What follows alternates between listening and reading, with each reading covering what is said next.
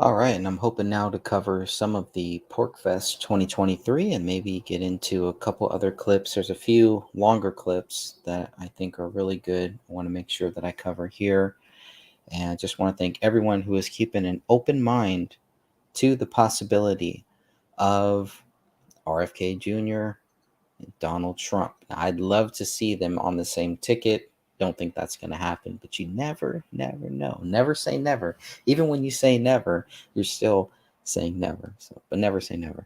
It's an interesting concept. So let's jump right into PorkFest 2023.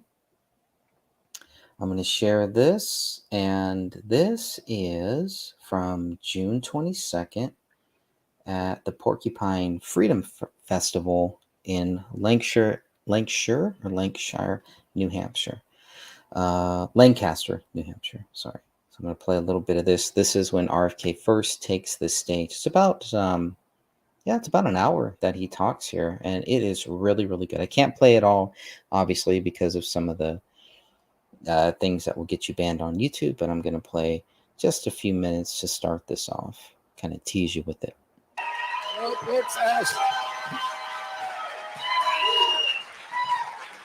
I should say Robert F. Kennedy Jr. was told not to participate in this. And then after the Democrat elites found out that he was going to participate in this, the certain Democrats and pundits and some of the news media were telling Democrat voters not to show up here. I mean, the censorship is just crazy.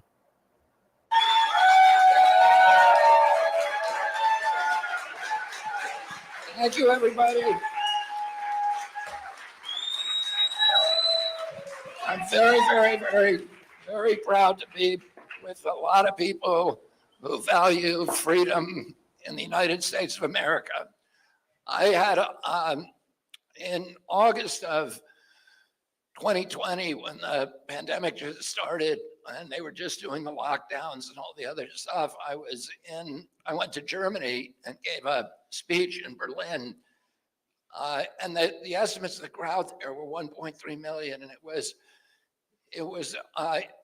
the most extraordinary crowd. It looked like Woodstock. There were people from all over Europe. People from the MC was a man from Ghana. We had Buddhists, priests. We had Hare Krishna people. You had people from every kind of ideology, left, right. First time coming together and saying, somebody is stealing our freedom. And this is something we all need to unite about.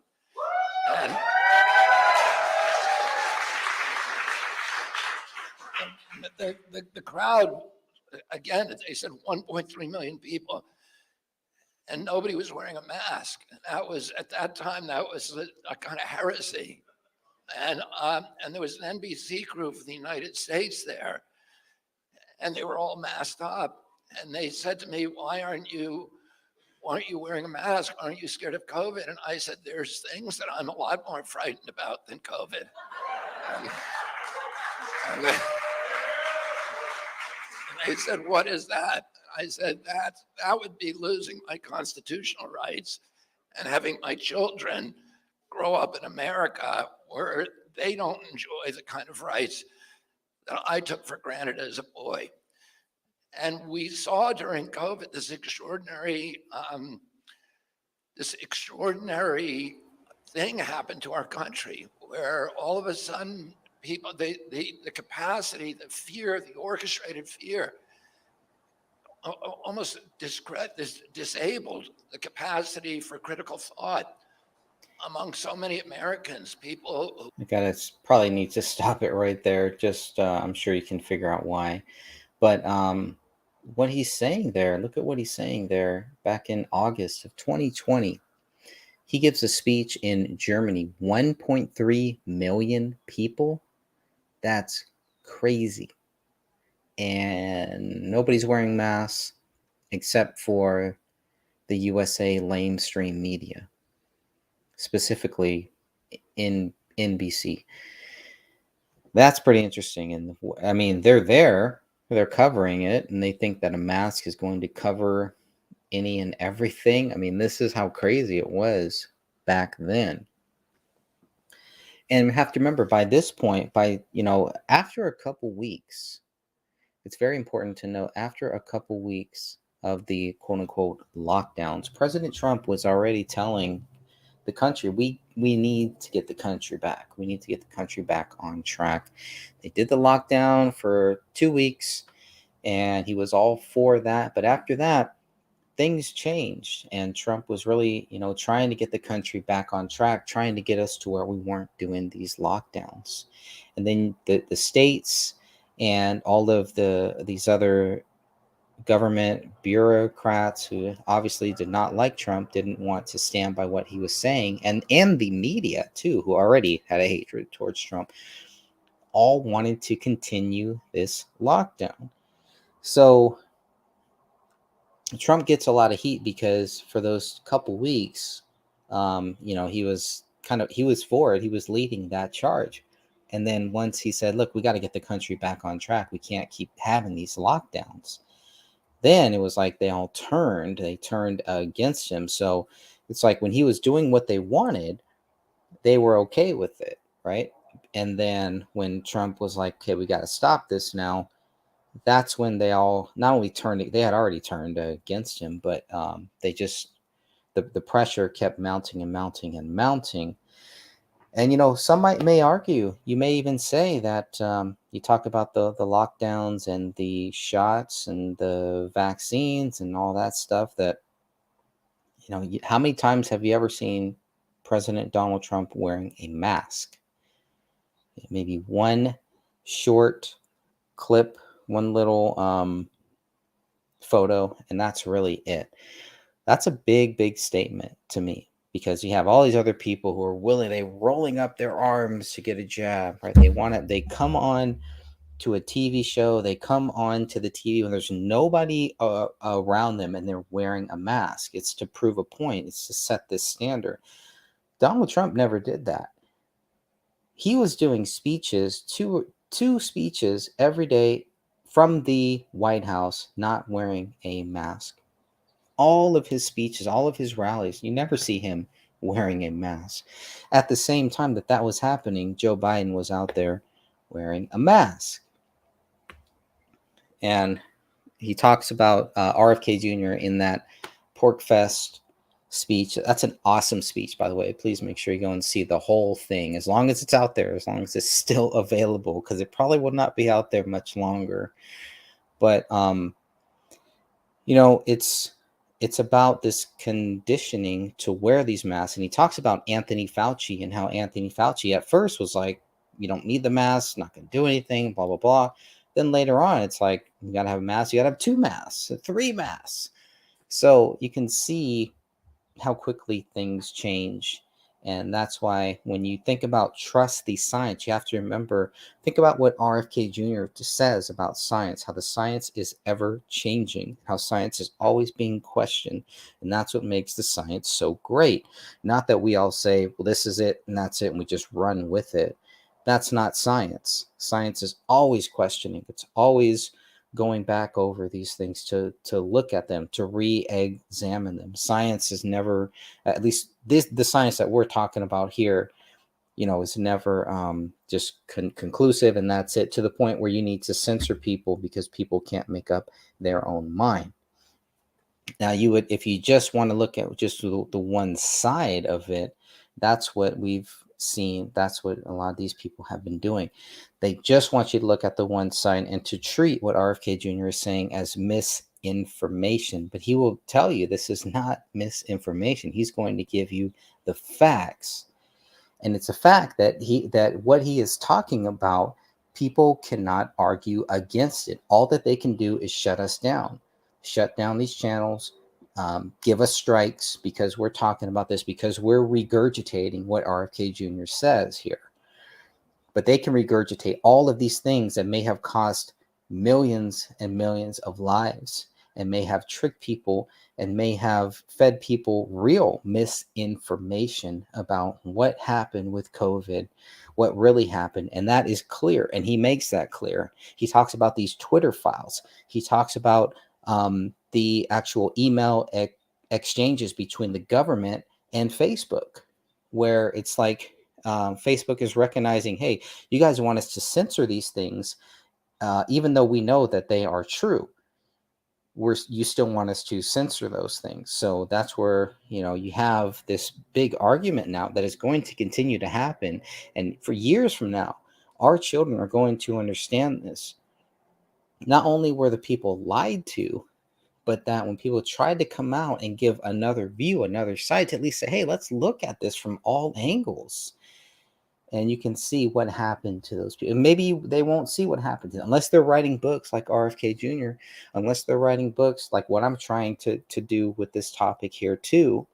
The book that I'm writing is Kennedy and Trump, but it encompasses all of these major things that happened during this time period, starting with COVID and the censorship there, and continuing on with the 2020 voter fraud and the censorship there. And the only way that I can feel like I am able to get the complete message out, and I'm sure RFK and I'm sure other people feel the same way, is to try to bypass some of these digital formats. And you can put little clips and little things into the digital format on certain platforms like Facebook, like YouTube. Thank God. I think Twitter is pretty much, there's a lot more freedom on Twitter. I don't think you're going to get hit with the medical misinformation on Twitter now, which is crazy. That used to be one of the first places that I would see that. And the censorship until Elon Musk took over.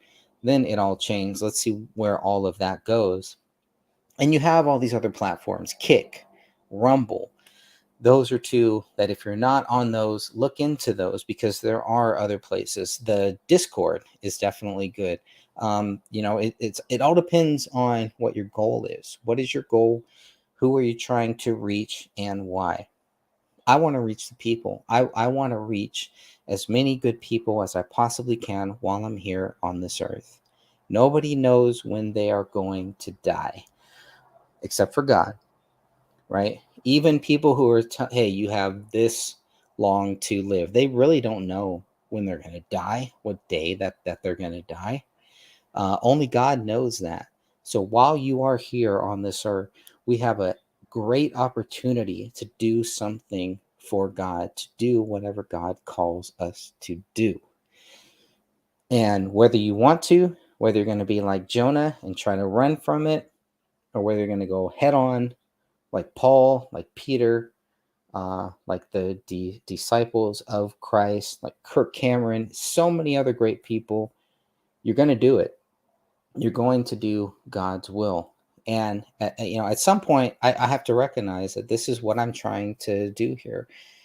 To trying to reach as many people for whatever I feel like God has called me to do. And if I'm wrong, and if it's not right, and if it's not what God wants me to do, He's going to shut it down. It's happened before. It will continue to happen. But the main thing is for me to work on my spiritual growth. And for a long time, I've shied away against the politics because I understand how bad it is, how corrupt it is. And we're just so beaten down that people are just like, man, just not even going to go there. I'm just not even going to look at that. I'm not going to focus on it. But that is where those are the front lines. Politics is the front line of the evil that we face. So if we're not going to pay attention to what they're doing there, are we really combating what the evil is? And there's multi-levels. There's other levels to it too. But the front line where the public meets these shadows is the political realm. That's where we vote. That's where we get to have our voice given to us by our Constitution, given to us by our rights as citizens of this country, legal citizens of this country. So everybody has their own choice, what they want to do. I think it's great that RFK Jr. is, spreading his thoughts and his campaign across so many platforms, and it reaches so many different people. I mean, when you think about how many people are not on the Democrat side, the Republican side, they're on the side of good, of all things good. Those are the people that Donald Trump and RFK Jr. have been able to reach out to and to really share their views and their thoughts. And people are listening, people are watching, they're paying attention to what these two candidates say. This is only going to increase as time goes on. And as we get closer to the 2024 primaries, we are going to see, what is the evil going to do? Who are they going to kill first? Who are they going to go after? Can they go after both of them? We're going to see a lot of very interesting things as long as we're paying attention to what is going on. And there's not a lot of effort that needs to be put in to voting, to registering and then voting on these certain dates. That's it, right? It does not take much. But if we're not paying attention to where the front line is of this battle that we face right now of good and evil, it is in the political realm. So, yeah, I'm sure you've heard this from friends, from family, where they tell you the two things we don't want to talk about: politics and religion, right? Those are the front lines there. Those are the two most important things that we have here. Whether we disagree, we agree, we don't want to pay attention to them. These are two of the main front lines, and it's so easy. It's so easy to say, well, this is my view on that. But instead, we still have people that want to shy away from that, don't want to go there, but will go into all these other realms, to all of these other topics that are far more out there. But these are two common sense issues, two common sense things that I believe we should be talking about, we should be looking at, and I hope that more people will. So, don't think I'm going to play. I'm a little timid to play more of that Pork Fest, just because I know how, I mean, it is an awesome speech. And I've watched it, I think, 2 or 3 times now. And I've gotten a lot of good information out of it. But let's see if there's anything happening in the world of Trump. If there's anything new that we haven't covered earlier today. Oh, I'm sure there's always something. You just never know. Let's see. Can it goes back to the polls? I like the polls where they have both parties. Yeah, I'm not too concerned about the polls where it's just like, here's a Tennessee poll: Trump at 61%, DeSantis at 12, Pence somehow is at 8, and Scott and Ramaswamy, I can't pronounce his last name, Vivek.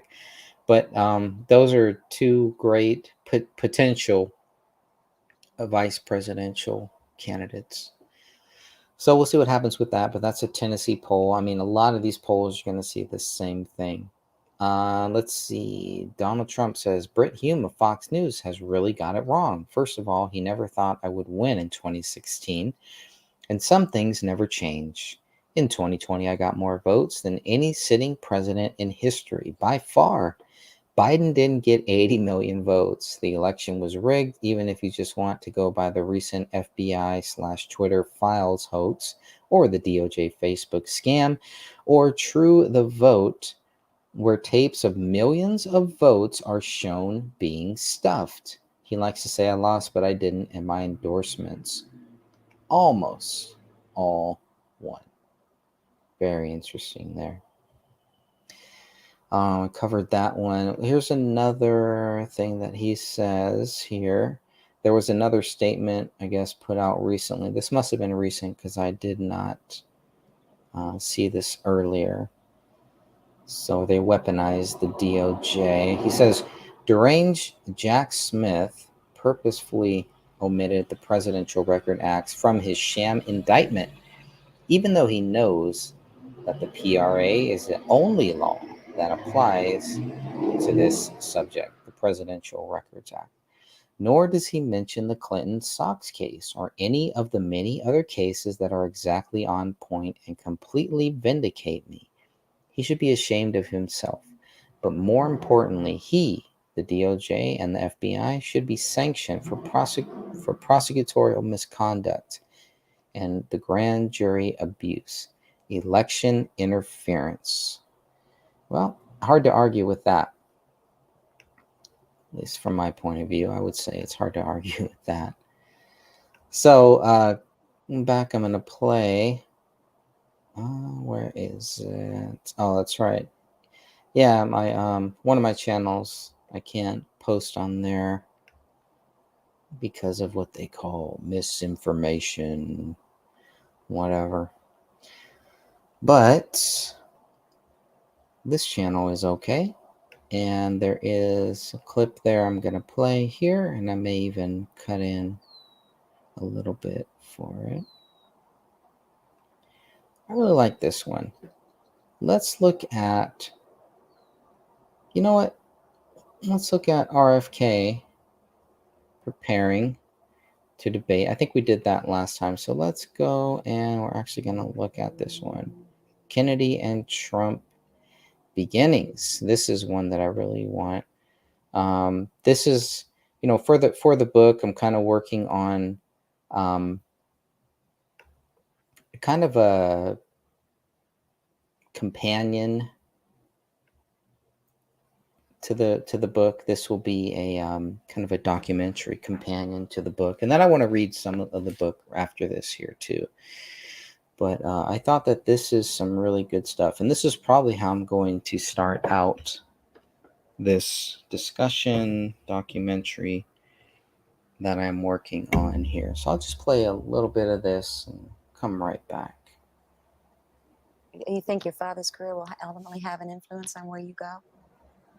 Well, like I said before, I think, that really we've been raised the way we've been raised, and I think the way that most of my family thinks is that his goals and a lot of his ideals are really worth pursuing, and that's what my mother's been working on. Even at the risk of the tragic events of your father and your uncle.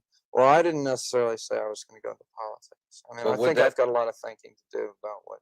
I would think so. You have to think twice about that, would you? Does it frighten you at all? Well, I think that's an occupational hazard at this point. I think there's so much that you can do through politics or through some kind of public service.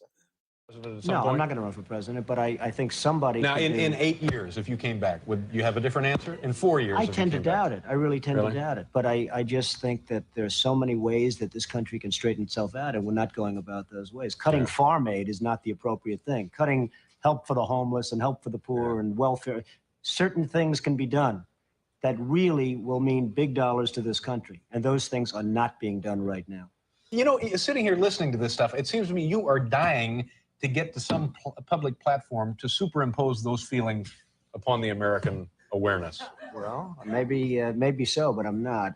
I would like to have the feelings known and let somebody else do it, and it can be done. If the ball's carried correctly, it can be done. Yeah, but if you want something done right, Do it yourself. There it is. Do it yourself. Well, I've come here today to announce my candidacy for the Democratic nomination for President of the United States.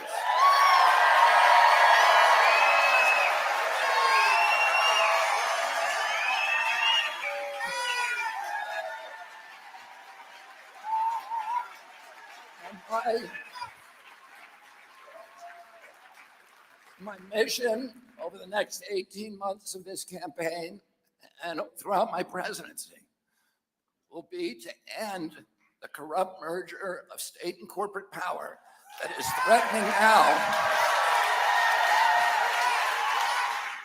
threatening now to impose a new kind of corporate feudalism on our country, to commoditize our children, our Purple Mountains majesty, to poison our children and our people with chemicals and pharmaceutical drugs, to strip mine our assets, to hollow out the middle class and keep us in a constant state of war.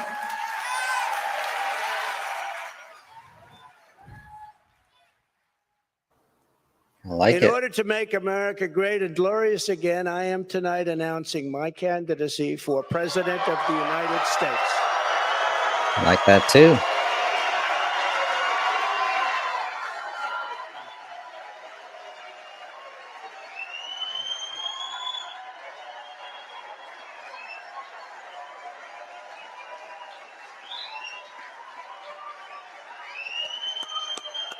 Thank you, kids. Thank you. All of you. Thank you. Thank you. So many incredible friends and family here tonight. It's such a beautiful thing. Some people say, how do you speak before so many people all the time? When there's love in the room, it's really easy. If you want to know the truth, it really is. You ought to try it sometime. Together, we will be taking on the most corrupt forces and entrenched interests imaginable.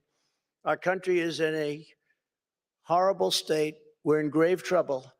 This is not a task for a politician or a conventional candidate. This is a task for a great movement that embodies the courage, confidence, and the spirit of the American people. This is a movement. This is not for any one individual. This is a job for tens of millions of proud people working together from all across the land and from all walks of life, young and old, black and white, Hispanic and Asian, many of whom we have brought together for the very, very first time. If you look at the numbers, if you look at what's happened with Hispanic, with African American, with Asian, and just look at what's happening. This is a party that has become much bigger, much stronger, much more powerful, can do much more good for our country. This is a job for grandmothers and construction workers, firefighters, builders, teachers, doctors, and farmers who cannot stay quiet any longer. You can't stay quiet any longer. You're angry about what's happening to our country. Our country is being destroyed before your very eyes.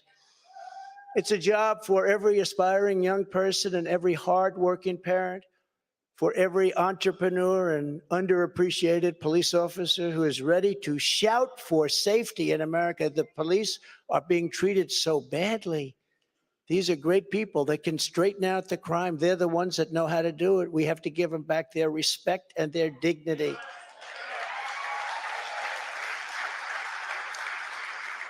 This will not be my campaign. This will be our campaign all together. A Rasmussen poll out this week shows Donald Trump with a 49% approval rating compared to Joe Biden at 46%. 49% of voters polled have a favorable opinion of Robert Kennedy Jr. And 34% of Democrats say they think he could win their party's presidential nomination. What we need in the United States is not division. What we need in the United States is not hatred. What we need in the United States is not violence and lawlessness, but is love and wisdom and compassion toward one another. Every nation has a darker side, and the easiest thing for a politician to do is to appeal to our hatred and our anger and our bigotry and greed and xenophobia and all of the alchemies of demagoguery. My father and my uncle had a vision for America, a vision of racial harmony, of prosperity for all Americans, of peace in the world, and of honest government. Their lives were tragically cut short, and America took a different path. Yet the possibility they foresaw is still alive, the America that almost was and yet may be. I've been fighting corporate corruption my entire life, but I understand that today the problem is much larger than a few crooked individuals. The problem is a system that no longer serves the people, and a people who are so divided and so fearful that they are easily ruled. It's time to unlearn the reflexes of fear and blame and find ways to unify ourselves and turn our country around. I won't pretend to you that it will be easy, but I know what it will take. My father said it: love, wisdom, and compassion toward one another. And that's where we need to start. We will scale down the war machine and bring our resources home. We will rebuild our water systems, repair our roads, modernize our railroads, and clean up our environment. We will also clean up government and earn back the people's trust. We will end the secrecy, the censorship, and the surveillance. We will again be a fearless land of liberty. The cost of freedom is always high, but Americans have always paid it. We will face honestly the darker parts of our history, the genocide, the racism, not to shame or blame or punish, but to repair as best we can in a spirit of compassion and kindness toward all. I'm inviting all of you to join me to create an America that we can believe in and be proud of again.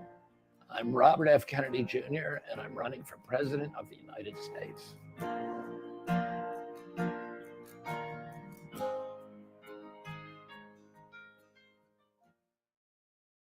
It's an invasion of America.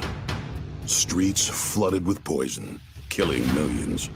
Enemies and tyrants on opposite sides of the globe laugh at us. Wars threaten us. The threat of nuclear annihilation, once forgotten, is now real again. America's weakness has become their strength. The global elitists who send your kids to war, who tell you a woman is a man and a man is a woman, who teach your children their country, their faith, their beliefs are a lie. They have corrupted every facet of American government, weaponized it against you. While they watch our cities burn and violent crime skyrocket, you and your families pay the price. Out of control inflation, an economy wrecked, a nation in decline. This is Joe Biden's America, failing, weak. But one man, one movement can change all that for us. Put America, the middle class, first, and put the globalists, the elitists, and the corrupt in their place. Bring back pride and the American dream to let the world know, don't mess with us. One man focused on the true owners of this great land. One movement focused on the true priorities. Make America great for us again.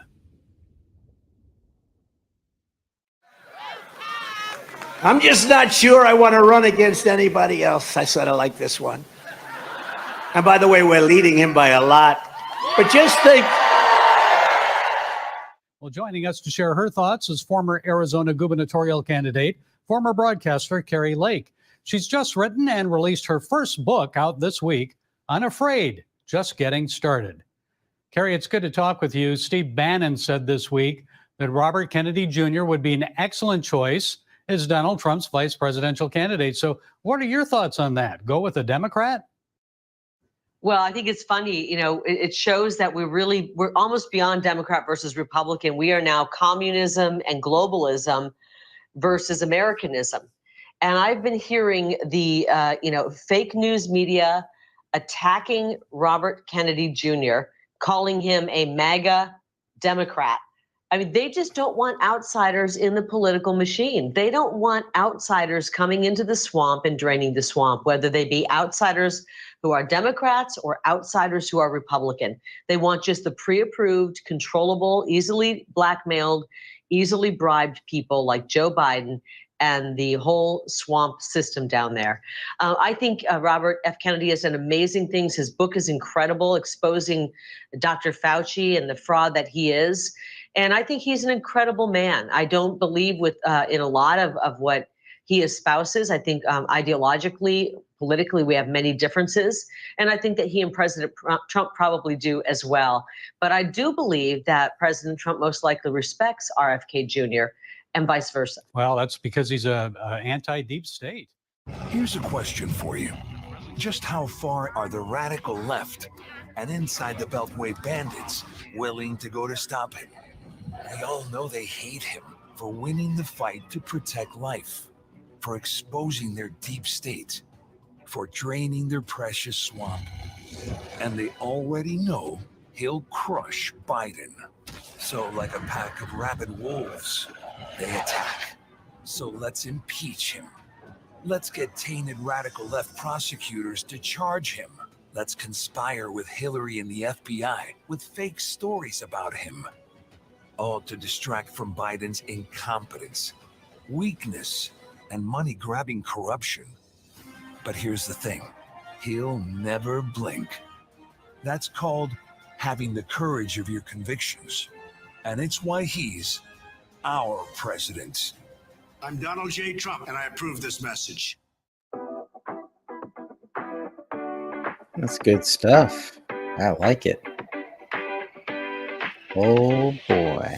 Absolutely. This isn't a prosecution. This is a persecution. It's really a sad day in American politics that you have the Department of Justice that is targeted a former president. And the idea that you have a sitting president who's taken bribes from Ukraine. We've got bank account numbers. We've got transactions, and nothing's being done. And so that's why I dropped the articles of impeachment against Biden. And enough is enough. The American people, quite frankly, are going to elect President Trump to be the next president of the United States. And I don't think Biden will even be the Democratic nominee. Oh, you think Robert F. Kennedy's going to be the nominee?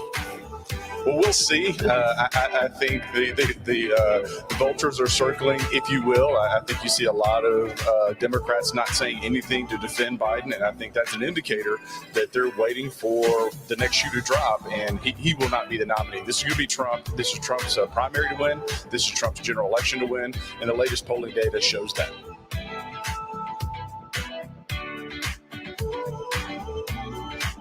Wouldn't that be interesting? It has begun, no doubt. But when it was clear to you that they were not being peaceful, you saw them rushing the Capitol, breaking windows, they were hitting officers with flagpoles, tasing them, beating them up. When it was clear they weren't being peaceful, why did you wait 3 hours to tell them to leave the Capitol? They listened to you like no one else. You know that. They do. I agree with that. But So why didn't you tell them to go home sooner? Nancy Pelosi and the mayor are in charge. I assume they were able to do their job. They weren't. But And it Pelosi's kicked not in charge of And Capitol if you remember, security. I made a video right outside the Oval Office in the Rose Garden. And I'm very proud of that video. I didn't have a script. I don't need scripts like a certain person that's in But there what right time, now. the video, it came out much later after they had already attacked the Capitol. It was a great video. And it was a beautiful video. And it said, I mean, I don't want to read it all, but you have to go home now. We have to have peace. We have to have law and order. We have to respect our great people. Can you say if you want Ukraine or Russia to win this war? I want everybody to stop dying. They're dying. Russians and Ukrainians. I want them to stop dying. And I'll have that done. I'll have that done in 24 hours. I'll have it done. You need the power of the presidency to do it. But you won't say that you want Ukraine to win. You know what when I'll you were- say? I'll when you say were in this. office. I want Europe to put up more money because they're in for 20 billion. We're in for 170, and But they that's not should an be. answer about who And they should should win the war. equalize. They have plenty of money. They should equalize.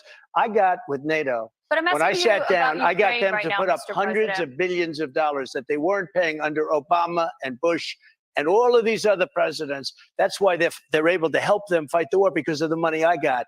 But I Let's want talk about Europe. what's happening in Excuse Ukraine, me. Mr. I want President. Europe to put up more money because they're laughing at us. They think we're a bunch of jerks. We're spending $170 billion for faraway land, and they're right next door to that land, and they're in for 20. Trump's body man Well, turned there you go. co-defendant Walt Nauta So- has finally appeared in court for his arraignment today after quite a delay. It's nearly a month after the former president was indicted in the classified documents probe. The former Navy She's vet loving from this, Guam is I'm facing sure. the very real possibility of years behind bars now for allegedly helping hide government secrets and lying to investigators. All of this, of course, is raising the question of what is going to happen to Nauta going forward, what his legal strategy will look like. In the past, we have seen people who were loyal to the former president flip before. Here And we tonight, go. my first guest is Trump's former attorney, Michael Cohen. Michael, thank you for being here. What they want the flip. It's the flip. So, yeah, that's just, yeah, there we go. So that's what CNN, that's what they're covering. That's their focus there. They want somebody to flip on Trump. And then they're going to go with the people that do flip on Trump or that will or that are willing to. So it isn't about the facts there, because as we're going to see, that is another case that is going to go nowhere. And that is clear evidence, in my view, from my view, of voter interference here. Voter interference, I wasn't really sure. I heard a lot of people talk about what voter interference and blah blah blah. And when I looked, I was like, wow, what they're doing to Donald Trump, yeah, they're right. This is clear voter interference. All of a sudden, these things come up. All of a sudden, these things happen, and they will go nowhere. And because they will go nowhere, this will go down in history as more evidence of voter interference. I would argue COVID is clear voter interference. The things that happen, the way that the votes happen, the unconstitutional things that happen, how the door was open to the possibility of so much fraud, just all of the distractions, the 2 impeachments, all of that stuff, it all goes back to fraud, where people are just trying to live their 9-to-5 life. And they hear like all this stuff about Trump. Oh man, they're impeaching. They impeached him again. Like, well, there must be something there, right? They think where there's smoke, there is fire. So I don't blame the people who are not paying attention and are just like, I don't even want to hear about Trump. I don't want to think about this. I don't want 4 more years of this. And it's not like they don't want 4 more years of Trump. There are some people that just don't want 4 more years of the bashing Trump. But this is like giving in to a bully, where the person is just the bully is just beating down Trump, and Trump is just standing there taking it, standing up and fighting back. And people are just like, they just don't even want to deal with it, because it's so vicious and it's so wrong, and there's nothing clear about it. It isn't like, well, okay, Trump did this, he's guilty, boom, done, let's put him in jail, end of story. It isn't that. You have to actually be willing to look into it, and a lot of people, they just don't have time for it. So they get attacked for not defending Trump. And then they get attacked where it's like, oh, well, here's another case. Okay, now here's another one where he's going to jail. And this is why people are turning off the mainstream media, the lamestream media. This is why, they're looking for real journalism. Journalism is not dead either. Tucker Carlson is still out there. There are a lot of other great journalists that are still out there. They're hard to find, and sometimes it's hard to separate your journalistic views from your own personal views, and they get intermingled, and everything there. But there are still some people out there who understand what journalism is and are trying to hold true to that, at the same time making it clear, hey, this is just my view, blah blah blah. So I know Tucker Carlson has a new book coming out, and I am really looking forward to that too. I do want to go and just read a little bit from my upcoming book here, which will definitely not be available until at least until the primaries, more than likely after November 2024, more than likely early 2025. This is what I have here. So, Run, Kennedy, Run. This is, I'm just saying, RFK Jr. running for president is a big deal. And it's interesting that many of his family members do not support his 2024 candidacy. Now, there are a lot of his family members that do support. You have to remember how big this family is, right? So, this is some of the first things that I heard, that, well, your family doesn't support you. And it's like, well, his children do, his wife does. There are, he's got nieces and nephews. He's got a lot of younger family members that do support him on the Shriver side, on the Kennedy side, on the extended family side. So, it's just like, well, it just seems like that's something people say, where it's like, well, your family doesn't support you, and why are you even doing this? And he's like, well, does your family support everything that you do? Of course not. But this is this is one of the first things, and this is during his speech where he announced that he was running for the president, and he puts this in his speech. He doesn't run from the fact that some of his family members do not agree with him. He runs into it. He addresses it. He addresses it head on. This is what he says about those family members. Quote, I'm very grateful that many of the families who disagree with what I'm doing today, many of the family members have taken time to write me beautiful letters of love this week, to send me emails, to make telephone calls to me. I bear no ill will or any kind of disappointment to any of them. They have different views of the politics of this country. Many of them also just plain disagree with me on issues like censorship, on war, on public health. They are entitled to their beliefs, and I respect their opinions on them, and I love them back. So beautiful. I really like that. He also says, Kennedy also spoke about the polarization in this country, claiming the atmosphere is more toxic and dangerous than any time since the Civil War. Here's what Kennedy says. When I talk to both Republican friends and Democratic friends, they talk about this division in almost apocalyptic terms. Nobody can see a safe way or a good way out of it. People are preparing for a kind of dystopian future. One of the principal missions of my campaign and of my presidency is going to be to end that division. It's a great goal. I really like that goal. Kennedy then explained how he would meet this challenge. I'm going to try to do that by encouraging people to talk about the values that we have in common, rather than the issues that keep us apart. I'm going to do that by telling the truth to the American people, because that is the core of this division, telling the truth. And that would involve, the censorship and trying to stay away from that. So what you're reading here, you can see this is page 5 of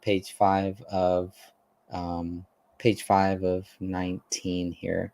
So this is the early stuff that I have written, just notes for this book that I am writing on. So the nation divided. Kennedy commented on what happens when we fight each other and why we need to work on being united as a country. When we fight each other, when blacks fight whites and Republicans fight Democrats, rural fights urban, that merger of corporate power that sits at the top is loving the fighting between us. There's so many great quotes here. I'll probably leave this one at that. But I really have enjoyed listening to RFK, to hearing his views, to researching more about what he is saying, why he is saying it. And there looks like there may be a few new things that he's saying here. And let's look at these. This is from his Twitter account.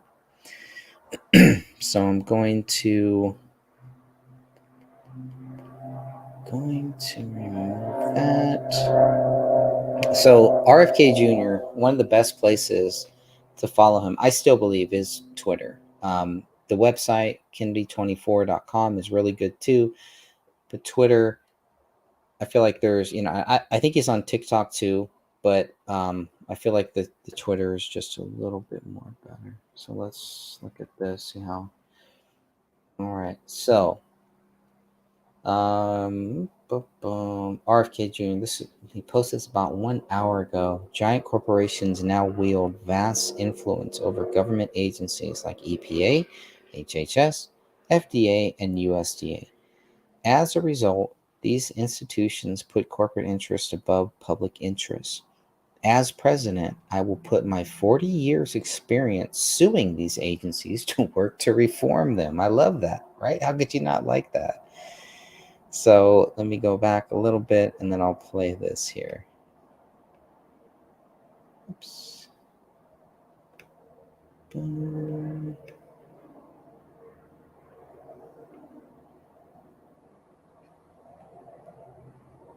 You know this is going to be good. You just know it. All right, I'm going to mute myself and play this. Yeah, there's definitely been a lot of industry capture of both parties, but the Democratic Party certainly has gone all in on that. If you were to get into the Oval Office, how could you unravel this type of industry capture? I would say I have like a PhD in how to unravel agency capture because I've been suing these agencies for so many years. I've been involved in litigation, many cases with EPA, which is captured by oil, by coal, HHS, and the pharmaceutical industry, which owns NIH, CDC, and FDA. I've litigated against the Department of Agriculture because it's captured by Smithfield and Tyson and Monsanto.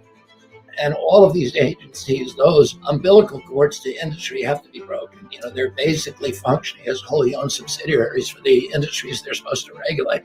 Most politicians get in there hoping to drain the swamp. I'm not intimidated by the agencies. I know how they work and I know how to change them. And most of those changes you do not need Congress for. With a stroke of the pen, you can change back the rule that allows pharmaceutical advertisers to do direct to consumer ads on television. Another thing that I can do is I can open up all the databases. CDC keeps it in a lockbox like Fort Knox and make sure no scientist is allowed in there. So I'll open up that database on day one. I have 100 things that I'm going to do immediately to unravel the agency capture in these agencies. I will end that overnight. Wow, that's a lot. 100 things there. Now, there's a lot, so much stuff that he talks about there. And, at some point, it really is kind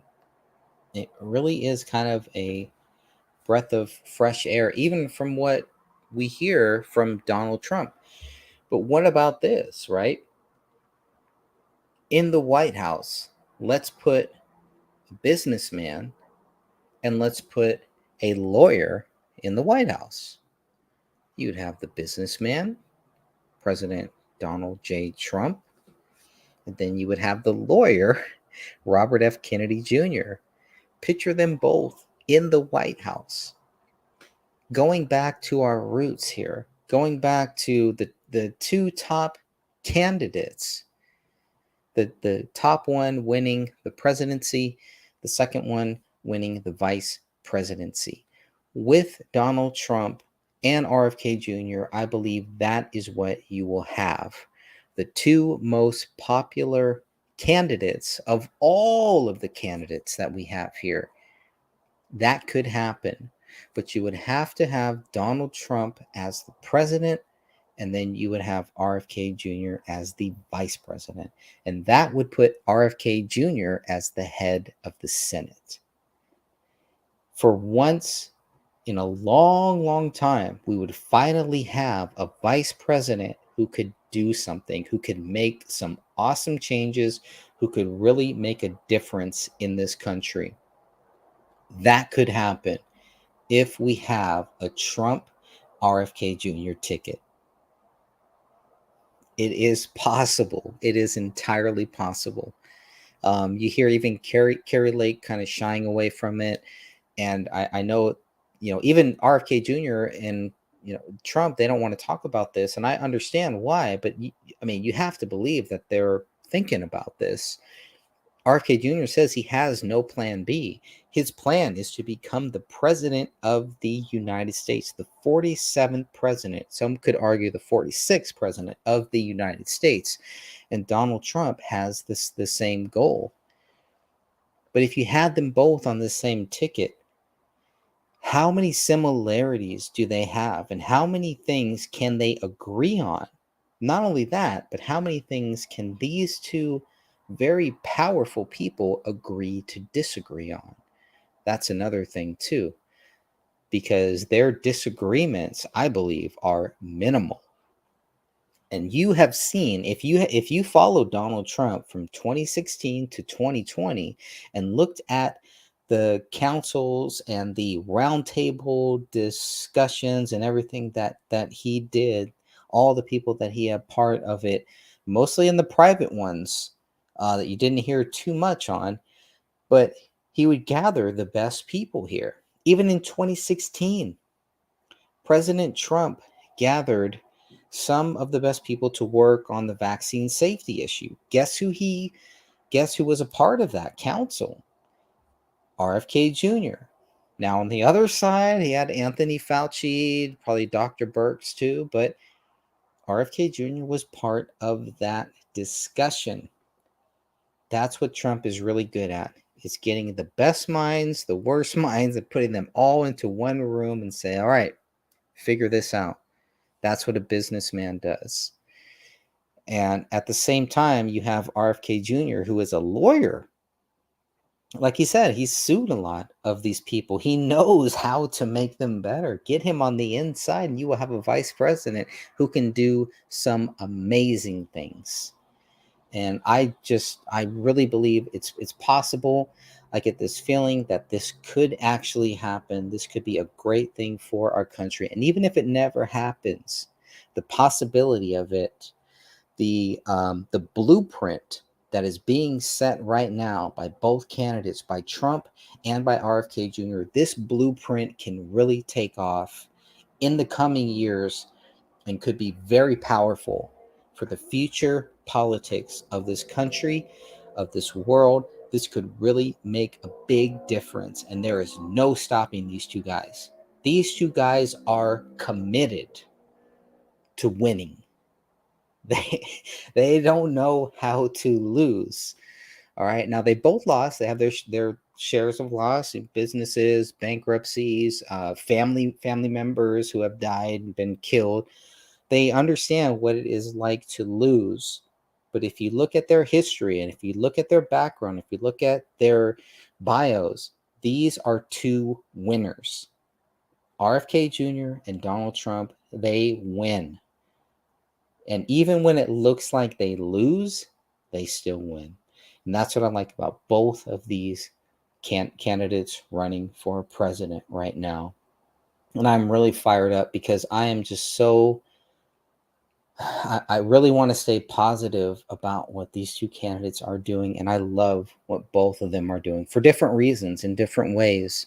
And they're two very different people. And it's so crazy how they could possibly come together on a lot of these issues, and also how they their differences make them similar. And I love that. And how they're being attacked and who is attacking them. It's the same cast of characters, same shady people. There is an odor of the new world that does not like both of these candidates. And that makes me really want to like them even more. I didn't think that that was possible. Let's see if there's anything else that he is saying. So let me go back. Yeah, there's definitely been a lot of... I'm going to go here just to see. He's, what is he saying here? So more about the children, solitary confinement. He's going through some of his, so I think we covered everything that I could find as far as RFK Jr. speaking on his own. He's taken a lot of heat for his view on the Ukraine war. So, but you got to stick to what you think is right, and he's not wavering from it. He's not backing up from it. Okay, here's another one. This is on the July 4th. Federal judge orders President Biden to stop censoring his critics, including me. The decision mentions me on page 17. Happy Independence Day, everyone. Well, it doesn't get any better than that. This is from the Wall Street Journal, so I doubt that I can actually read the article. Maybe I can. No, you got to have a subscription for that. But wow, page 17 of the article there. Yeah, I'm not going to register. I can create a free account, but I'm not going to do that right now. But that is very interesting. Okay, so I need to get that federal judge decision. Get the PDF, and I'll try to get that out. The thing is to make it easy for people to actually find these documents, to read these documents, and that's been one of the biggest challenges that I've seen. But this is a great announcement. I need to make a note of this to add this to the book. Federal judge orders President Biden to stop censoring his critics. Wow. I may have to sign up for a, unless somebody has that PDF of this decision, and I'll probably have to find that. That's awesome. Let me just like that. Let me retweet that. I'm still learning Twitter. I don't think I'll ever really get Twitter or understand it. But Twitter has become one of the main areas that I've been able to find truth. So I don't know what all of this is. I still have. See if there's anything else. I'm just looking for his tweets. That's all I want. This was great. Okay, so that one, we saw that one. That was great. This was another great one here where they're preparing. They did a bunch of different 4th of July speeches. So did Trump, and I didn't really hear. He didn't do a speech. He just participated in a lot of these parades, but probably was just kind of on the sidelines watching the fireworks, just like all of us here. Awesome. Just a great turnout. Now, we have heard that at some point, President Trump may return to Twitter. I don't know if that's something he wants to do. But as we get closer to the primaries, you never know. He may just do that. So let's see if President Trump has anything new to say in the news section here.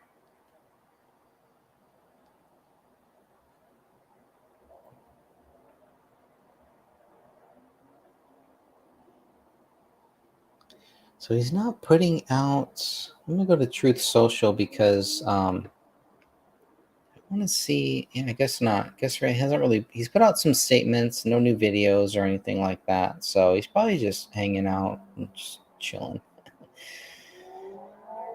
So maybe that's where we end this one here.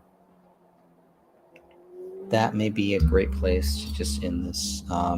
Still live. So if anybody does want to jump on or share any thoughts, I'll definitely try to hang on for a couple more minutes. But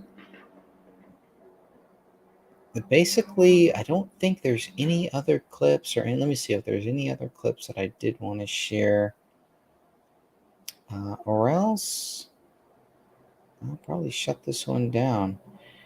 We've talked about a lot of things that has been going on, but I don't think I've missed anything so far. And I'll just go back. Yeah, the Pork Fest is really good. I wish I could play it. I almost feel like I just want to randomly just kind of cut to some of the things that he's saying here. I'm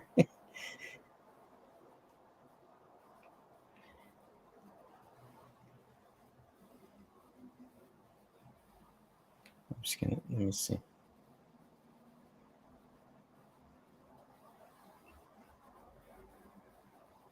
Accomplish the same objective that are less burdensome to the public. These are all legal requirements. And then you have a 60 or 90 or 90 day comment period in which the public, every member of the public can comment, and all of those comments. And we just had one bureaucrat is with no due process and no just and of the Constitution. There were devastating epidemics in every city in the United States. There were smallpox epidemics, yellow fever. This is such a great speech cholera here. epidemics that killed tens of thousands of people, and they were arresting them when they came into the cities. I think it's about like 18 minutes or some good stuff. Were classified before they were declassified and handed over to VRBPAC, which is the FDA committee that ran Operation Warp Speed. And they declassified it in order to show it to that committee. So we now have it. Why is it that the lead agency in COVID planning was the National Security Council? Why is it that the lead agency for operations was the Pentagon? Why shouldn't they be FDA and CDC and NIH? Why weren't they regulating the health crisis? And on the NSC, the chief security advisor of the NSC is Avril Haines. Now, Avril Haines has played a role in pandemic response for decades. And Avril Haines was, just so that you know who she is the woman, she was the deputy director of the CIA. And she's the one who masterminded the cover-up of the destruction of the torture tapes at Guantanamo. And then when the Senate was investigating those crimes, it's a crime for Americans to torture people, the CIA was bugging the Senate committee, which is utterly illegal, and she masterminded the cover-up of that crime. So she, and instead of being punished or criminally prosecuted, she was promoted to the highest spy in America, the Director of National Intelligence, the DNI, which means she takes the prime seat at the National Security Council. Where else have you seen Avril Haines? Well, if you read the last chapter of my book, which I think on Fauci, which I think is the most disturbing chapter, it goes through this history of pandemic preparedness simulations that occurred beginning in 2001, and that predicted a series of pandemic. The first one in May of 2001, which was called Dark Winter, predicted a smallpox attack on Washington. And this was 5 months before 9/11, and a week after 9/11, you had an anthrax attack on the US Capitol and on media outlets around the country, and I think 5 people died, 22 people were infected. This was at a time immediately after 9/11. Somebody took the Patriot Act off the shelf. And let me give you a little background on this. We had a bioweapons program after World War II. And the first act of the CIA in its history was called Operation Paperclip, which was launched in 1947, about a week after the CIA was founded. So the CIA OSS had been dismantled after World War II because our leadership, Republicans and Democrats, agreed that having a secret spy agency was inconsistent with democracy. Secret spy agencies were associated in the American mind with the KGB in Russia, with Stasi in East Germany, with Savak in Iraq, or in Iran, with the Gestapo, etc. But they were inconsistent with the democratic system. So people were very nervous.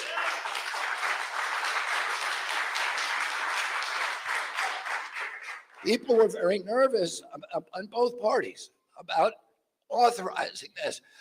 But in the end, Truman allowed it reluctantly and signed it into existence, but as an espionage agency, which is spying, which is information gathering. It's not dirty tricks. And that came later through a bunch of crazy machinations. But the first act of the CIA, the first project was Operation Paperclip, which was bringing the Nazi scientists who had worked on missiles, nuclear weapons, missiles and bioweapons over to the United States, to Fort Detrick and to some of the other high security labs in Texas and elsewhere in our country, to begin developing a bioweapons program, and to get the Japanese scientists, who were the only ones who would ever actually use bioweapons against the Chinese, and killed many, hundreds of thousands of Chinese before and during World War II with bioweapons. And they had the most extensive program, and they got those Japanese scientists also to come over to our country, and they opened labs in Japan, which we occupied at that point. and develop bioweapons there. And the CIA was in charge with the Navy and some other Pentagon agencies of developing the bioweapons program. By 1969, they had achieved what they bragged about in internal documents as nuclear equivalency. They could kill huge populations of people around the world at a cost of about 29 cents per death, per life. This is what they were bragging about, nuclear equivalency. And so it was very, very dangerous. And a lot of people said we shouldn't be developing bioweapons. Why?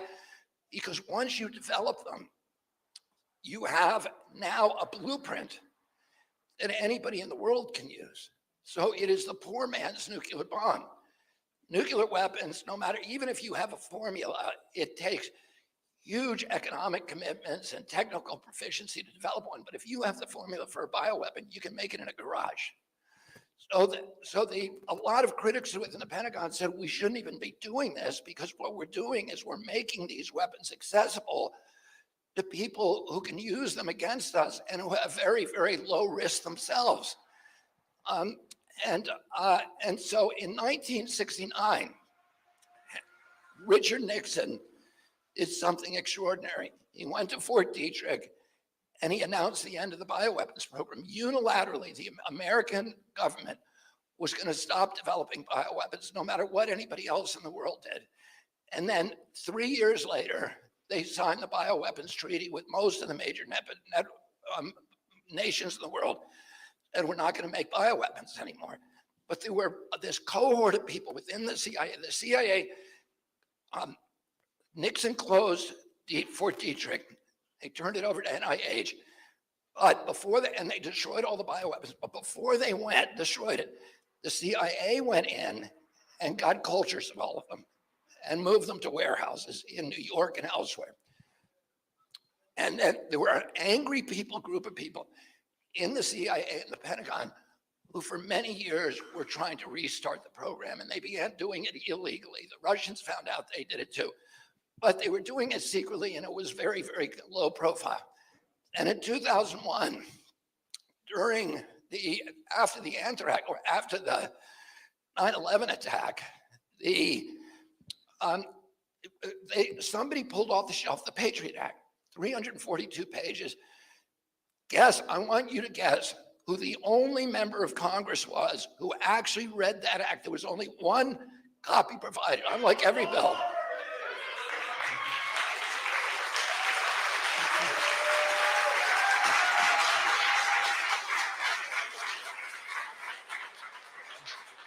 Everybody else voted on it without having read it. And one of the things that nobody knew was in there was a provision that did not directly revoke the Geneva Convention and the Bioweapons Treaty. The Geneva Convention made it a hanging offense, a capital offense to do bioweapons development.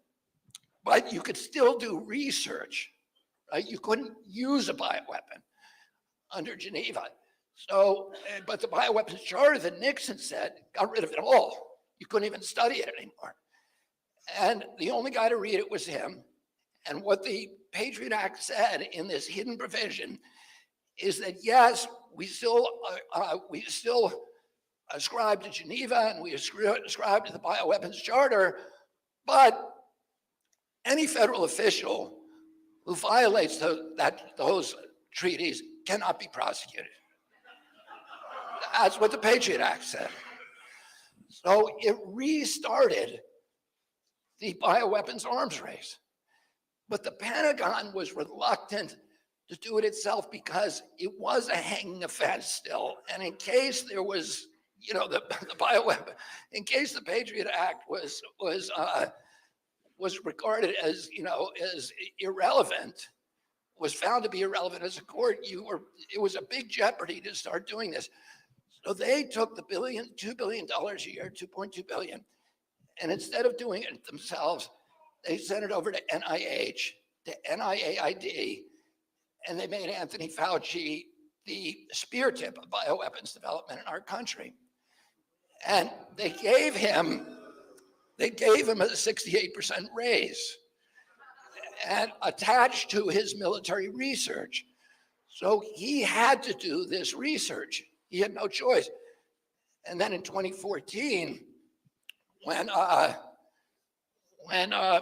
three of the bugs escaped from his labs, and those escapes were highly publicized, and Congress had hearings on them, et cetera. 300 scientists sent letters to President Obama begging him to shut down Anthony Fauci. And Obama ordered Fauci to stop all of his experiments. 18 of these gain-of-function experiments that were shut down by Obama, ordered to be shut down in 2014. Did Fauci do it? No, he did not. He defied the president and continued with those experiments, but he began moving his operations offshore to China, out of the oversight by nosy federal officials and by the Cambridge Working Group, which was the group of 300 scientists that had been alarmed by his labs. And they had written Obama saying one of his bugs is going to escape and it's going to cause a global pandemic. So they started funneling money to Wuhan, but it wasn't, Fauci, I think, put a total of 26 million in there.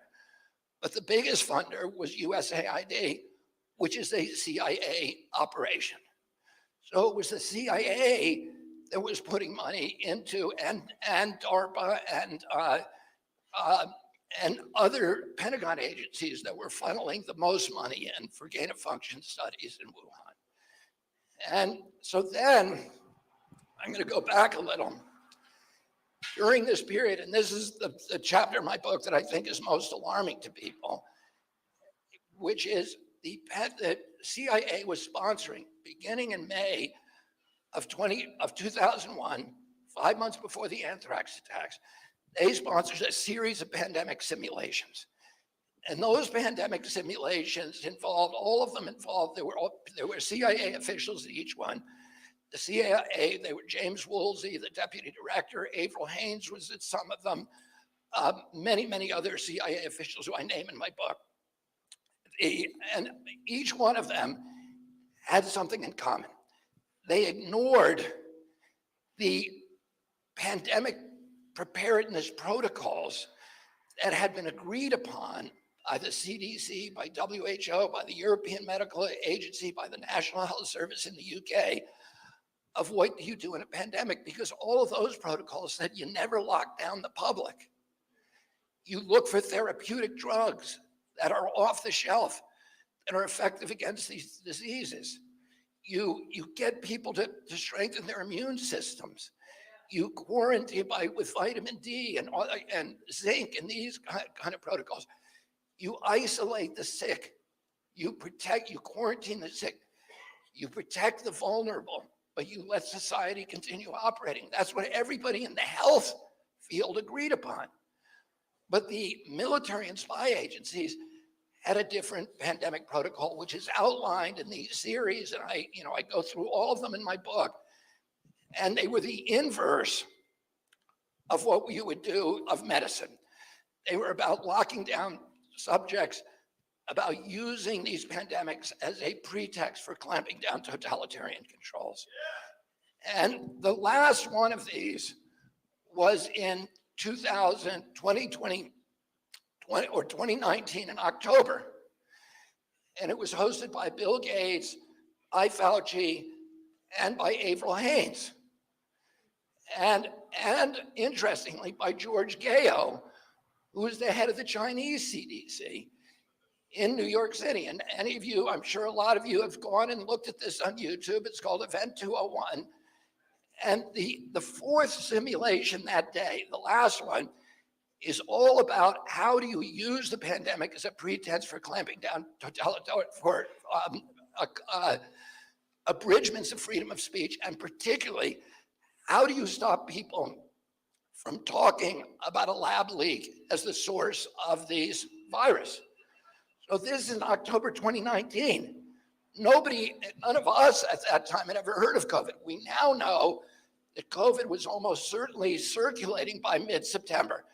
On September 12th, the Chinese government kicked down the door of the Wuhan lab, brought in General Wei, which is the bioweapons expert from the People's Army, to run the lab and removed all the gain of function studies from their public-facing websites and all of the genomic sequences from all the viruses.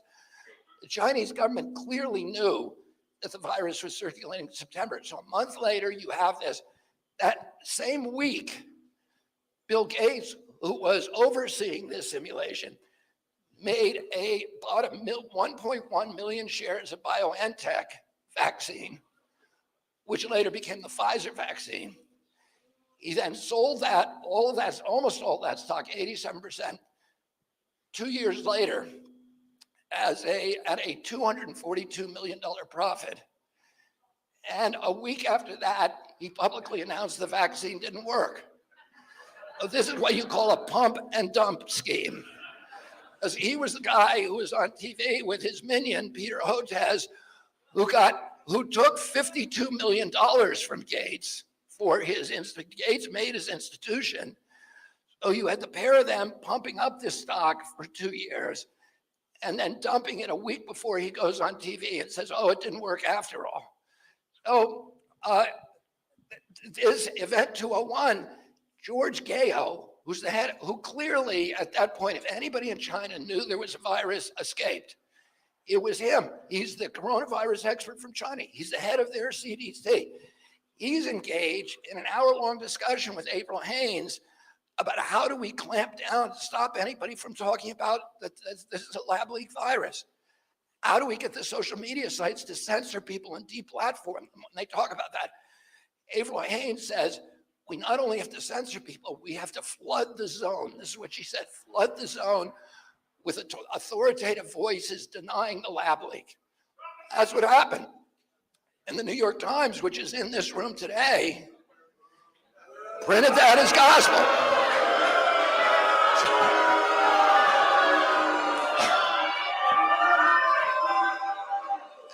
Printed that. I'm not saying the reporter who was here, she did it. She's a very sweet person by all accounts.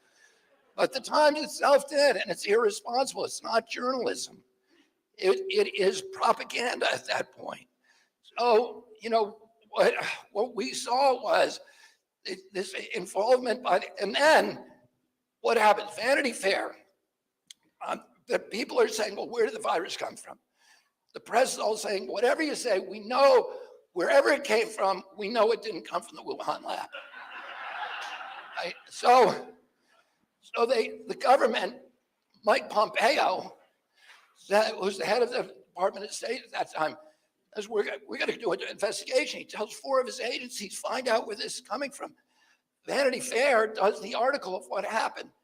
In spring, intelligence, all of these 4 groups from the Department, from Foggy Bottom Department of State are in a room saying, holy cow, we figured out that the very experiments that could have created this were being funded by NIH and were being done at that lab. And a guy comes in from the intelligence agency, Christopher Park, and says, shut it all down. We got to stop doing this. This is going to implicate the US government. And despite that evidence in Vanity Fair, the American press continues to report it didn't come from the lab, when obviously nobody knew. So then a year later, the Republicans in Congress are saying to Biden, you gotta figure out whether this came from the Wuhan lab. So Biden says, okay, we're gonna get the intelligence agencies to go look into that. And who does he appoint to run that operation? April Haines. Oh, she then publishes the whitewash saying, whatever happened, we can't figure it out. We do not know. And of course, I think it's 450 pages with 449 redacted or something like that. But I'm not going to stand on that. But I know when it came out, that's what it was. So, you know, we need to ask ourselves, Americans, about you know, what is the role of public health? Who is supposed to be running public health? And why are the intelligence agencies have any involvement in public health? And at the same time, they've been practicing for year after year after year how to use a public health crisis to dismantle our Constitution, to clamp down totalitarian controls. They did it right out in the open, and it's all published. When COVID, It's just such a that I didn't want to stop it. I want to keep it going. But if you want to see the full thing in the proper context, in the whole context, that is out there. The Pork Fest speech from RFK Jr. And I'm going to play a little bit more. I do want, there's one other thing that I do want to play, but I just feel very bad about stopping him. So I'm going to go back to that, just play a little bit more, because I know he has more.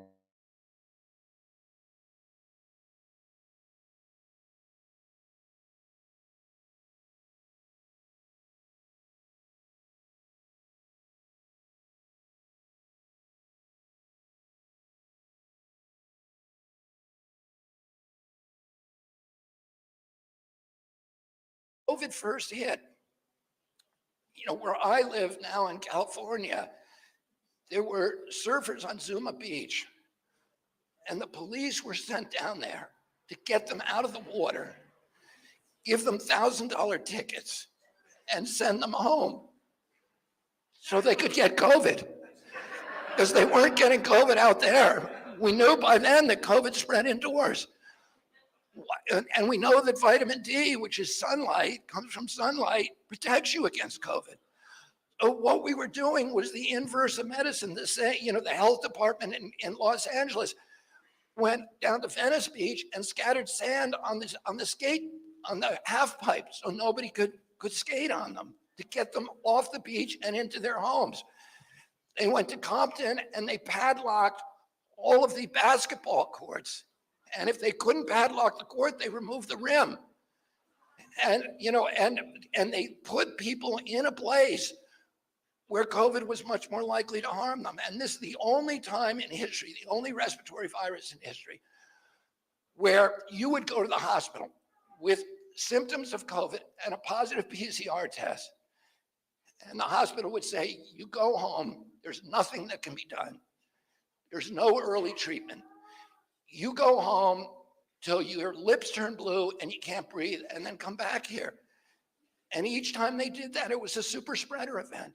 This was the inverse of medicine. And if we have illness in this country, if we have sickness, we need to have a medical response and a public health response, and not the response where Americans feel that their civil rights are being taken from us. We need choice.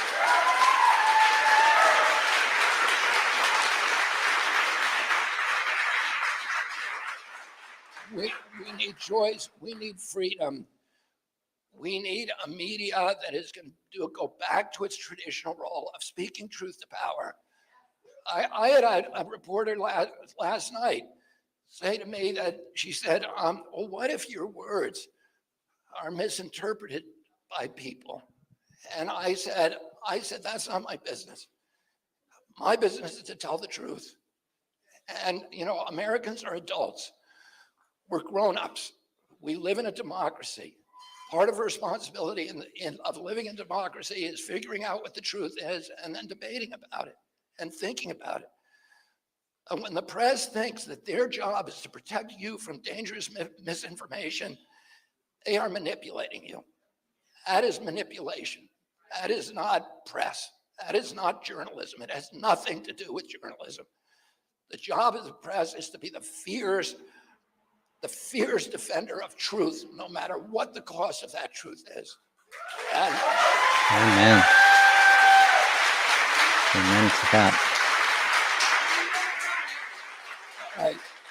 I'm being given the signal now to sit down and shut up. So I'm going to say, I'll leave you with the last thought, which is that everything that we care about in this country, everything that made this country great, that made it unique, that made it an exemplary democracy, it all comes from one thing, which is freedom.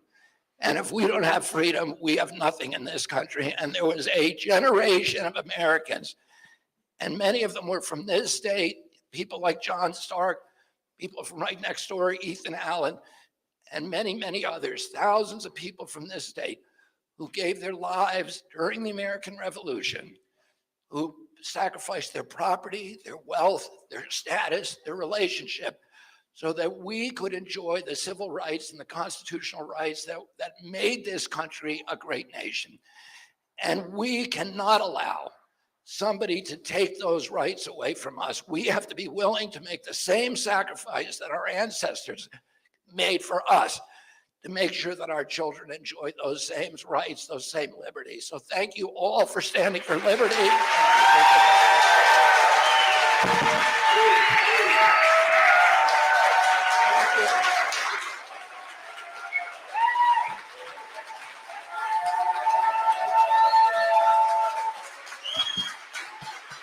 Right. It's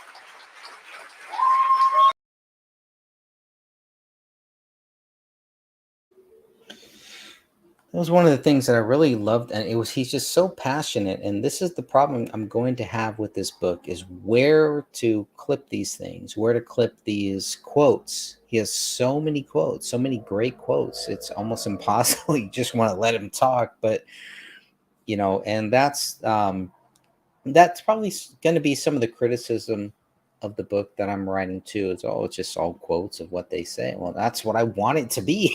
I want it to be that. I want this to be for researchers. I want this to be for people later on who, instead of having to search, okay, find this thing here, find this thing here. I want to put it all into one place, into one book, one physical copy of a book where they can just find all of this stuff and then go beyond that. So I need to make sure that everything is in the proper context, but I also want to make sure that the quotes are accurate and that they're all there. And that's going to be the biggest problem. The biggest challenge is, you don't just want a 200-page book of just quotes. But maybe some people do. I mean, maybe I'm the only one who likes that. So the main thing I would think is, when you're writing a book, make sure that you write it for you. Don't write it for other people. Write it for you. Write the book that you want to read. It's the same thing that I learned with, making songs. I make the songs that I want to hear. Doesn't matter if anybody else hears it or if anybody else sees it or anything. Because that's what you're going to be passionate about. That's what you're going to want to hear, and it's gonna keep you fired up. If you're just making something that you think everybody else wants to hear, then you're not really making it for you. Who are you making it for? There's nothing wrong with that. There's a lot of talented people that do that, but that's just not the path that I'm on. I want to write the books. I want to make the songs that I want to hear, that I want to read. And that's what I'm going to do with this.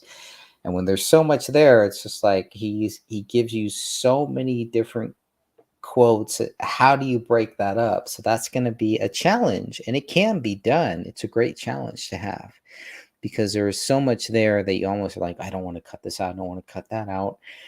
But you have to kind of, it's very difficult to write a book in just, the video form. Very difficult to make a video in the book form, but you can find those common grounds if you keep trying, and if God is with you, and if you pray about it. If it's meant to be, it will happen. The last thing that I want to cover here is if people do not know about, because I know RFK was talking about journalism. Journalism is so important. It's one of the fundamentals that I learned in this country when I was doing school newspaper and things like that. And my teacher just happened to be somebody who was also a teacher at Berkeley. So he kind of took a liking to me and just kind of helped me out, and saw something there that really kept me going and made me think, what, if I really put some effort into this, I could do something good. Now, I at some point I realized I did not want to be a journalist, like a mainstream journalist or anything like that. But, I still love the process of journalism, and I love journalists, and I love that style, that flow. So, anyways, the point is the Epic Times is probably what I found one of the last great journalists that we have here. And so the Epic Times, spelled EPOCH, Epoch Times, but it's really Epic Times when you pronounce it. If you're on truthsocial.com, what I've noticed is you can read the articles for free.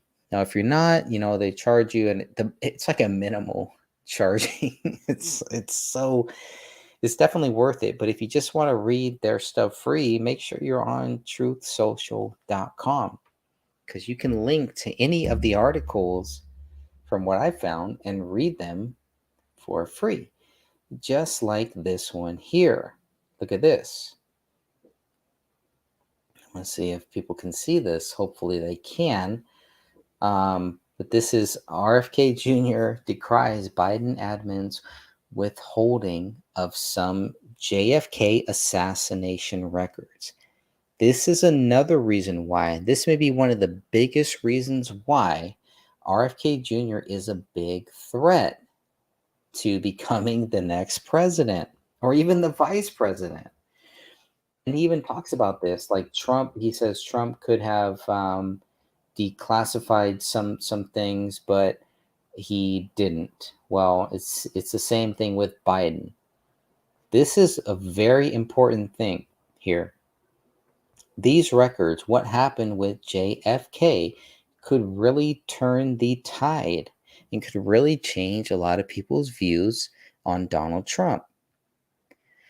Now, it's not to say that Donald Trump doesn't recognize that there's, there's something wrong with the assassination records, but you have to remember Donald Trump is a businessman and he listens to people. Sometimes he listens to the wrong people, but in the end, any decision Donald Trump makes is his decision and he will take responsibility for it. It's up to him. So the JFK assassination records, I think during the COVID, this would have been a great time to release all of these things. And we've heard theories about why they don't, et cetera, et cetera. They're going to get killed, but he was already attacked, right? Trump already had COVID. He had nothing to lose by releasing these records and making them public. So here we have, this is another thing that I love about the epictimes.com. TheEpochTimes.com. But if you are not a subscriber to their website, you can just, if you're on Truth Social, you can read all of their articles because you're on Truth Social. That's how awesome it is. So I'm going to play this here. This is by Alice Giordano, July 6, 2023. Now it says July 5th, 2023, but updated July 6, 2023. And I love how a lot of their articles have this. There's an audio version. This is a 5-minute clip here. I'm going to play this clip so that you can hear this. And I'll try to follow along to read this as we hear this audio. This is great stuff. RFK Jr. decries Biden admin's withholding of some JFK assassination records. On the afternoon of Friday, before arguably one of the busiest holiday weekends in America, the Biden administration issued a memo announcing that due to national security, it was going to postpone the release of certain classified documents relevant to the assassination of President John F. Kennedy. Despite the quiet announcement on the eve of the July 4th weekend, it sparked off outrage led by Robert F. Kennedy Jr., who has in recent times openly speculated that the Central Intelligence Agency was behind his uncle's assassination and that he could be in danger from the agency. In a barrage of Twitter posts, Kennedy, who is gaining momentum against Joe Biden for the 2024 Democratic nomination for president, suggested a cover-up. The assassination was 60 years ago. What national security secrets could possibly be at risk? What are they hiding? He asked. He blasted Biden for choosing the timing to cover the bad news he would be maintaining secrecy indefinitely on JFK assassination records. Kennedy charged that the postponement was an unlawful violation of the President John F. Kennedy Assassination Records Collection Act of 1992, which mandated the release of all government-held JFK assassination records no later than October 2017. The records have been kept with the National Archives and Records Administration. The deadline to release the JFK assassination documents has been repeatedly extended, including under the Trump administration. However, the law does include an exception in instances where the president certifies that a continued delay is made necessary by an identifiable harm to the military defense, intelligence operations, law enforcement, or conduct of foreign relations, and the harm is of such gravity that it outweighs the public interest. In December, as part of a partial release of new records, Biden issued a signed agreement that the remainder would be released on June 30, the eve of the Independence Day weekend. On Friday, the White House announced that more than 99% of the records have been publicly released. But in the memo signed by Biden, the president said that NARA's acting archivist recommended he postpone the public release of certain redacted information in the records released back in December. Continued postponement of public disclosure of that information is necessary to protect against identifiable harms to the military defense, intelligence operations, law enforcement, and the conduct of foreign relations that are of such gravity that they outweigh the public interest in disclosure, the memo states. Biden also said that future release of the withheld JFK assassination records would occur in a manner consistent with a policy called the Transparency Plan, which was established by the National Declassification Center. The transparency plans will ensure that the public will have access to the maximum amount of information while continuing to protect against identifiable harms to the military defense, intelligence operations, law enforcement, and the conduct of foreign relations under the standards of the Act, wrote Biden in the memo. Since declaring his candidacy for president, Kennedy has become increasingly vocal about his belief that evidence shows his uncle JFK was murdered by the American government. He noted that among the members of the Warren Commission, as it was named, to review the assassination, was ex-CIA Director Allen Dulles, who was fired by President Kennedy. Dulles died in 1969, 6 years after Kennedy's 1963 assassination, and denied any involvement in Kennedy's murder. Dulles International Airport in Washington was named after his brother John Foster Dulles, who served as Secretary of State under President Dwight Eisenhower. RFK Jr. believes Dulles used his position with the Warren Commission to cover up evidence of CIA involvement. He said in a recent interview that his own father's first instincts was that the federal agency carried out the killing. The CIA has long denied any involvement in the 35th president's death. In 1979, a U.S. House Review Committee appointed to study evidence of the assassination concluded that at least 2 gunmen and co-conspirators were involved in Kennedy's murder. The only person ever accused of killing Kennedy was former U.S. Marine Lee Harvey Oswald. Oswald, who denied being the assailant, was killed a few days after Kennedy's death by nightclub owner Jack Ruby. Ruby was convicted and sentenced to prison where he died in 1967 while waiting for a new trial after winning an appeal of his conviction. In mid-June, national conservative podcaster Joe Rogan asked Kennedy if he was concerned about his safety in relation to being targeted by intelligence agencies, like the CIA. Kennedy said yes, that he has to be careful, and that he does take precautions. Samantha Flom contributed to this report. And that's it. I mean, that is journalism 101. That is what you do. That is exactly how you lay these things out. Everything there, I mean, that covers pretty much all of it. The 1979 review where they say, hey, at least 2 people at least there were two, it's just, it covers so much different ground. And when you talk about things that you don't like about Trump, these are the things you need to talk about. These are the things that really matter. Why didn't Trump declassify what happened with John F. Kennedy? And Biden continued that. What really happened there? And this is why they don't want RFK anywhere near this, because these things are going to be declassified under him. That's what he's saying. And this is the kind of thing where it's like Trump had the chance to do a Hail Mary and just say, look, you guys are coming after me. I'm going to throw this out there and boom, I'm going to declassify all of this stuff about JFK. And he didn't do it. So I do have to wonder why not? Because the JFK thing is such a slam dunk thing. Just like 911, these are two slam dunk cases. And as the president, we assume Trump had access to this stuff. Maybe we're assuming wrongly. Maybe he didn't.